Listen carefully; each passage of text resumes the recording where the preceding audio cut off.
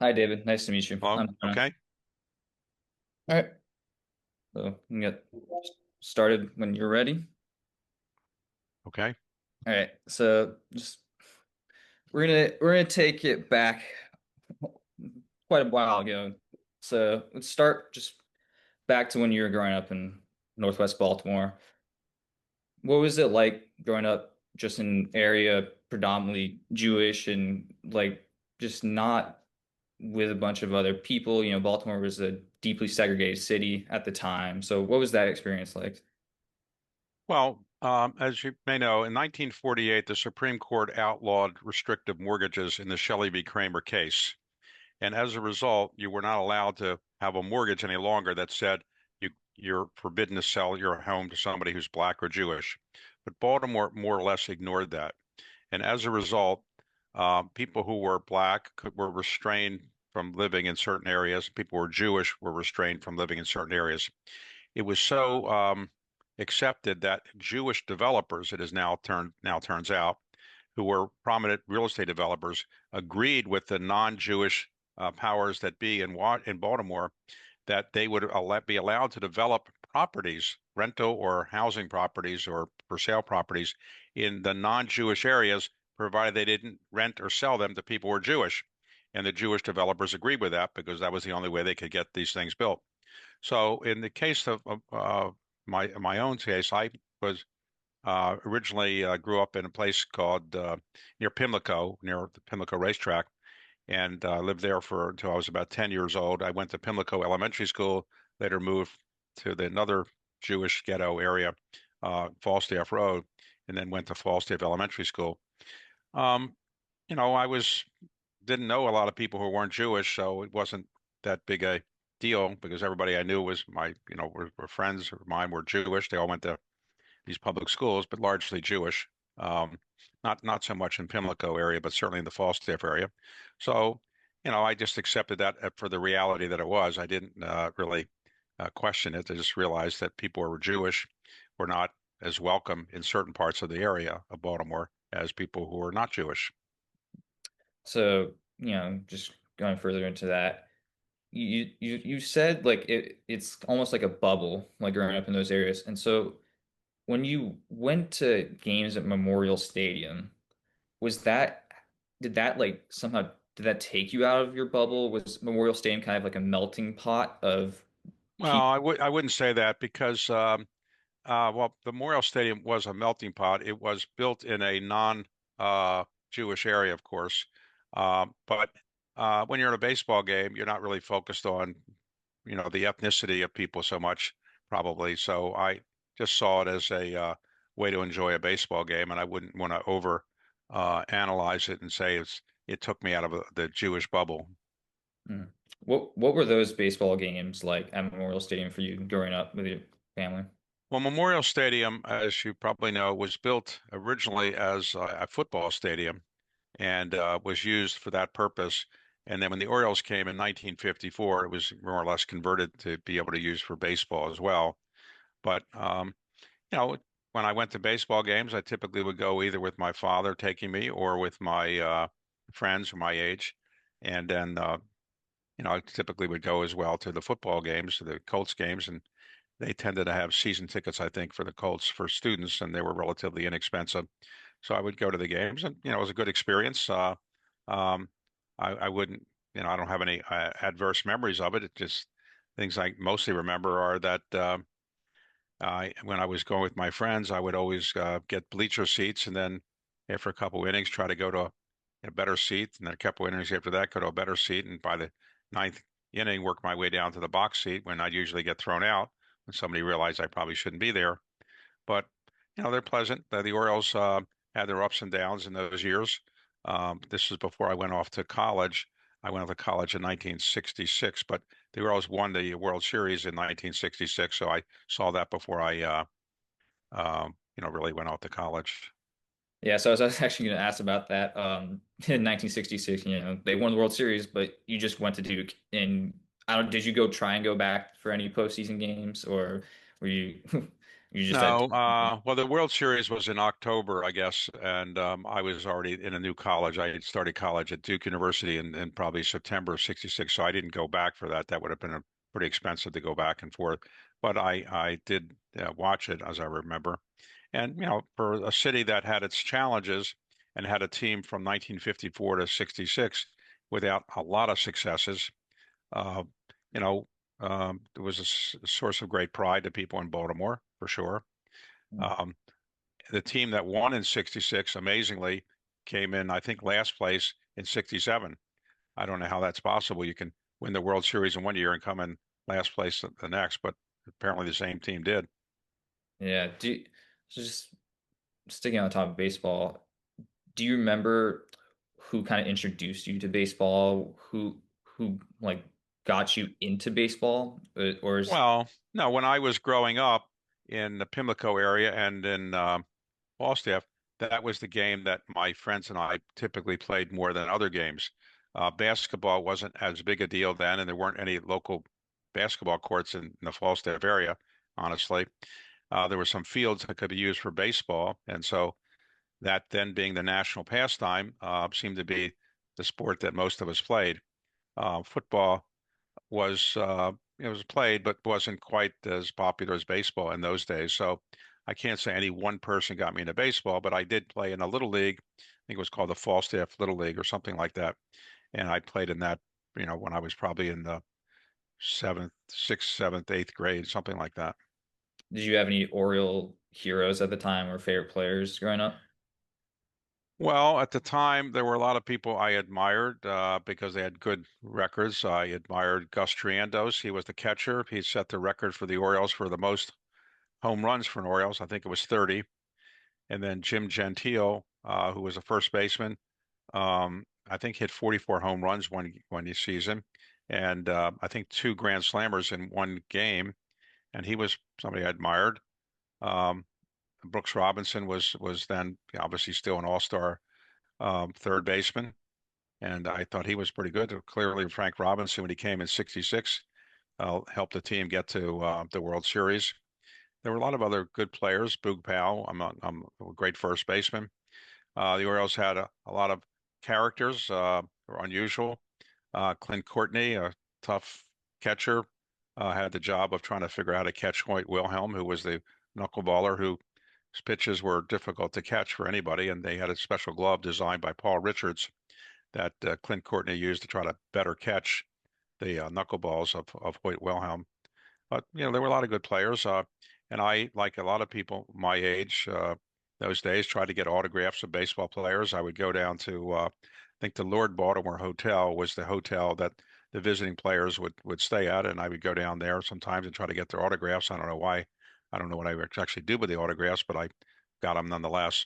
And of course, my mother threw them away when I went to college, so don't have any of them. Were there any players that you remember getting autographs from? Well, I remember a lot of the Yankees were a big deal those days, and interestingly, they were pretty nice. They would sign their autographs when they go into the hotel. But there was one player who always seemed to not be able to stop and sign autographs, and he always seemed to be walking very quickly with a woman. I assumed at the time it was his wife, but turns out probably wasn't. And that was Mickey Mantle. He was always rushing in with some woman into the elevator, didn't have time to sign autographs, but I suspect later, as I got older, I realized it probably wasn't his wife. So, trying to fast forward a little bit, when you're in high school going to city college, you just the commute for that, you'd pass Memorial Stadium pretty much every day, going from the 7 to the 22nd. From your house, you'd pass Memorial Right. Stadium. Just what kind of presence did that stadium have in your life growing up? Well, Memorial Stadium was a big deal in Baltimore in those days. It was the home of the Baltimore Colts, who had won the NFL championship in '58 and '59. And so, and I've been to a lot of games there, relatively speaking, a lot of games. And then the Orioles played there. And in those days, when opening day occurred, if you got a letter from your mother asking you be excused from school for half of the day to go to opening day, that was fairly common, and a lot of people would do that. Um, But of course, every day I took the 7 and then the 22, and then drove, and then it went past Memorial Stadium every day. So twice a day, I'm seeing Memorial Stadium. Mhm. And at the time, I didn't really know much about construction of stadiums. It seemed, big to me and seemed nice, but clearly it was a bit antiquated, but not all that different than other stadiums in those days because the stadium world hadn't yet evolved to the point where you're doing the kind of things we do today. Yeah, so I've already previously interviewed one of your pals at Memorial Stadium, Kurt Schmoke, Right. and about his time there playing quarterback. So did you go see City College games at Memorial Stadium at that time? I probably went to a couple because on Thanksgiving Day, the city would play Poly, and Kurt was the star quarterback in 66 and 67, I think, and on undefeated Baltimore City College teams. And so I'm sure I did see him. I don't remember exactly what I saw then, but I did go to a couple of games during Thanksgiving. And it was a big thrill to go to Memorial Stadium. It was a big deal for people who had been high school athletes to play there was a big deal. The stadium itself was built relatively quickly, I think post World War II, and didn't have any great amenities of the type we talk about today. But at the time, people didn't know much better, and there weren't the kind of things we have today in stadiums. Mhm. So you've talked about how kind of Memorial Stadium is antiquated. It doesn't really have all the amenities, these modern stadiums definitely have. But why do you think it was so beloved by the people of Baltimore and just kind of yeah. Well, Baltimore didn't have a lot of else. Baltimore was a city that was always squeezed between Washington, the nation's capital, and New York, the nation's financial capital. And so it was always trying to get more attention for itself. And it wasn't big enough to really get the attention that New York or powerful enough to get the attention that Washington did. It wasn't big enough to really compete with Philadelphia either for many financial kinds of things. So Baltimore was always kind of a stepchild a bit.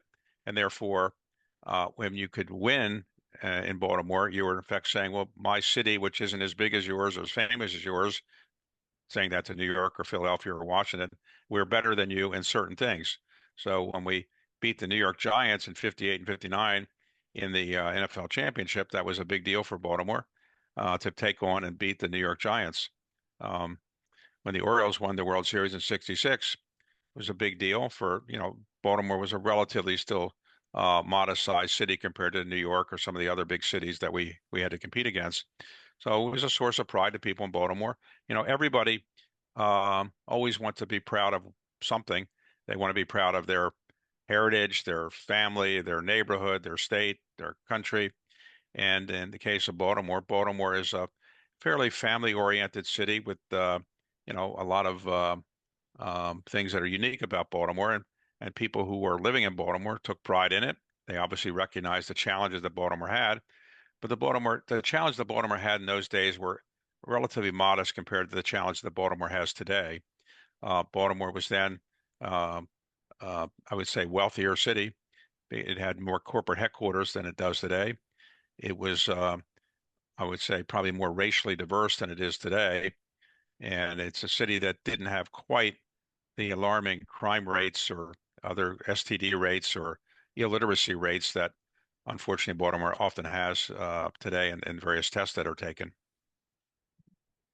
So was it a source of pride for you too? The those teams Well, of essentially. course, of course, you'd have pride in your local team. I have to say, I'm writing a book about this now, and it's interesting to think about why people take such pleasure and pride in their hometown team doing well. Most people don't own the team. It's not going to make them wealthier or necessarily more successful in life if their team wins a championship or not. But people do tend to take pride in their local sports team, even though they're, again, not owners of it. They may not know the players, but it's a way of saying to somebody, my city is better than your city because my team is better than your team. You could say in some respects that's childish, but on the other hand, it's true of sports teams throughout the world. People take enormous pride in their local sports team doing well. So in '66 when they won the Orioles won the first World Series in Baltimore. Do you remember your reaction to that? Did you, or is that kind of lost in time? Um, I remember, the Orioles won in '66. We won in 4 games. We beat the Dodgers in 4 games. And I think that somebody in my class had told me the odds of the Orioles winning 4 games in a row was 18 to 1. And therefore, if you bet um, uh, that the Orioles wouldn't be able to do that, um, uh, or they did bet that the Orioles could do that, um, you'd be betting against, the odds in effect. And so I had a bet with somebody, I recall, and the essence of the bet was that um, I would put up, I think I think it was, I could lose $18 if the Orioles lost or won 4 in a row. And unfortunately, I lost the $18 because although I wanted Orioles to win, it may have been a kind of a subconscious thing where I say, well, if the Orioles win, I'll be happy. If the Orioles don't win, I'll make some money. But in the end, the Orioles lost. Or Orioles won 4 in a row, and therefore I think I lost $18, an 18 to 1 bet. So just kind of lastly on Memorial Stadium, a lot of people have nostalgia about Memorial Stadium, growing up with it. Did you feel the same? And then later in life, looking back, did your opinions about the stadium change, or were they relatively consistent? Well, I guess everybody has some nostalgia for their local stadium if they've seen games here that they enjoyed. Um, but when there was an opportunity to build new stadiums, I don't think anybody really said, well, we shouldn't build them because we've got good old Memorial Stadium there. Memorial Stadium was an open air stadium for football, a very, very cold place to watch a football game for sure. Um, and again, it didn't have a lot of amenities. It wasn't that fancy a stadium, and I didn't have any regrets of when Baltimore decided to build new stadiums. I remember the Memorial Stadium was not in a very convenient location for many people to come to, particularly people from Washington who would later come to the Orioles games, but it was not that convenient. And so I think it was a good idea to have a new stadium. And it was difficult to think that you could get that done so easily, but ultimately the governor and others pushed it through. So fast forwarding again to 1984, you're in DC at the time, and then March 28th, Colts, they leave Baltimore middle of the night. Very, everyone knows the story. What was your immediate reaction to the Colts leaving? Well, in 1984, I was living in Washington, and my reaction was that Bob Irsay was not the nicest guy in the world. At the time, I didn't pay that much attention to the issue, and I gather now from reading about it that he had wanted to have a new stadium, and the city and the state were reluctant to build a new stadium, and therefore he didn't think that it was going to be as economically attractive to remain in Baltimore as it would be to go to Indianapolis. So it was a real kick in the gut for Baltimore to lose a professional sports team, one that had been a championship team. So I would say I wasn't happy about it, but at the time I was living in Washington, not Baltimore, and so it wasn't the same as if I was still living in Baltimore. I was much younger at the time. I was then in my 30s, so probably I didn't think that whether the Colts stayed or not was going to be as central to my life as I might have thought if I was 10 years old. Mhm. Did you discuss it with any friends from Baltimore, or was you were just in DC and I wasn't? probably didn't in nothing more than water cooler kind of conversation. I wasn't really that involved Mhm. in Baltimore at the time, and at the time I just didn't. I just remember reading about how Bob Irsay had done it in the middle of the night. The Mayflower trucks came, loaded up, and they drove off to Indianapolis. But sad situation. And so were you at all, or the Orioles, were you concerned that they would leave, or it's just you weren't really Well, too concerned? I had not read, didn't think at the time the Orioles were going to leave. I think Irsay was not a person who had a long history with Baltimore, and therefore the fact that he wound up with the team um, made me think that maybe he was an outsider and really didn't appreciate Baltimore all that much. He didn't live in Baltimore, whereas the Orioles ownership tended to be people, I think, in the 80s, probably with people who had more of a connection or willing to spend more time in Baltimore. So you were a lawyer in DC.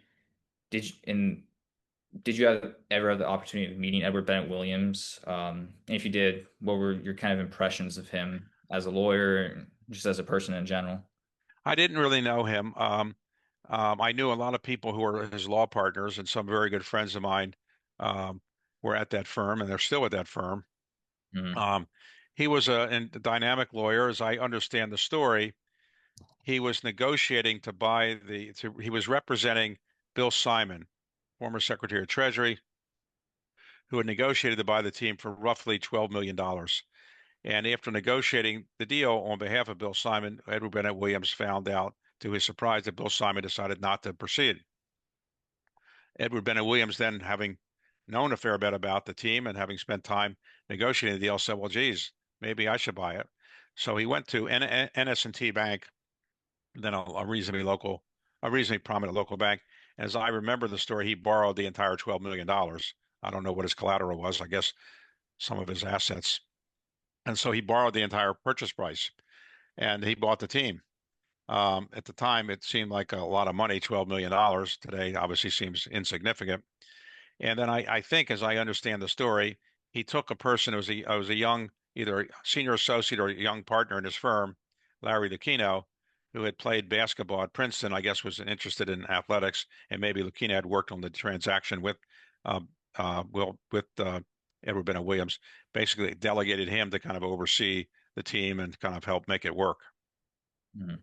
So at the time when Edward Bennett Williams owned the team, he's from DC, and because the Colts just left, a lot of people in Baltimore were very fearful that next Orioles would leave and that they would move down to DC. Edward Bennett Williams had that DC connection, you know, and he did it in a way where he would never really commit to saying, "Oh, we're not going to sign a long-term lease. We'll sign a one-and-one with Memorial Stadium," which eventually led to the creation of Camden Yards.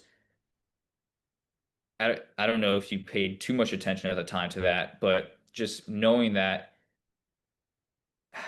how did you view Edward Bennett Williams and like the way he handled the situation of kind of using his DC connections to push for a new stadium like Camden Yards?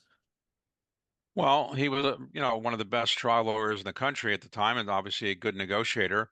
And he had a tough-minded guy, Larry Lucchino, working with him. And so I don't know that they really made any real plans to move the team to Washington, but I think that they were willing to let other people think they might move to Washington in order to be able to get the maximum uh, deal they could get to build a new stadium. Remember, the Memorial Stadium, when Edward Bennett Williams owned the team, as I recall, roughly maybe a third about of the people coming to Memorial Stadium for the Orioles games were from the Washington metropolitan area because they had no local team. And what he wanted to do was to make it more attractive for people from Washington to come. It wasn't as attractive having a stadium in Northeast Baltimore because it was harder to get to for from people from Washington. But if you had a downtown stadium, it'd be easier for people from Washington to get there, therefore increase the ticket sales for people from Washington. It wasn't a stupid idea. And so the idea of getting a new stadium, which always excites people, getting in downtown Baltimore would be good, and then particularly not having to pay for it. As you probably know, many stadiums, like the Yankee Stadium, been built largely with the funds from the team owners. And so, obviously banks help as well. But some stadiums are built by the government completely. Some have a mixture of public and private capital.